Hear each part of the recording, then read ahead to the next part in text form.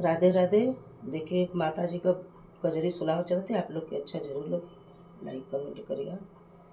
सिरवा कैसे झुकाई मोरी मैया, सिरवा कैसे झुकाई मोरी मैया, सिरवा गरजत बाड़ना, सिरवा कैसे झुकाई मोरी मैया, सिरवा गरजत बाड़ना, मैया के माथे टिकवा शोभ, रोरिया कैसे लगाई मोरी मैया,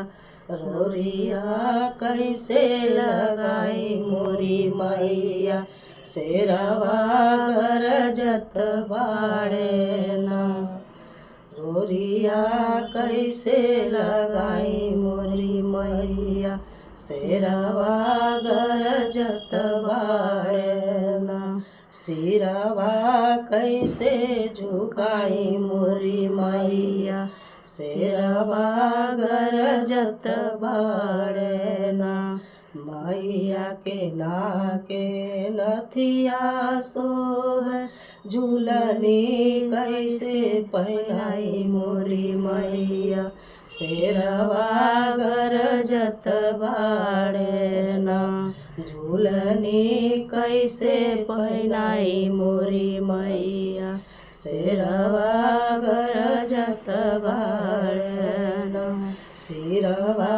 कैसे झुकाई मोरी मैया, शेरवा गरजत बाड़ना, मैया के गले हरवा शोभ, अढ़ौल कैसे पहिराई मोरी मैया, अढ़ौल कैसे पहिराई मोरी मैया, शेरवा गरजत बाड़ना, सिरवा कैसे झुकाई मोरी मैया, शेरवा गरजत बाड़ना।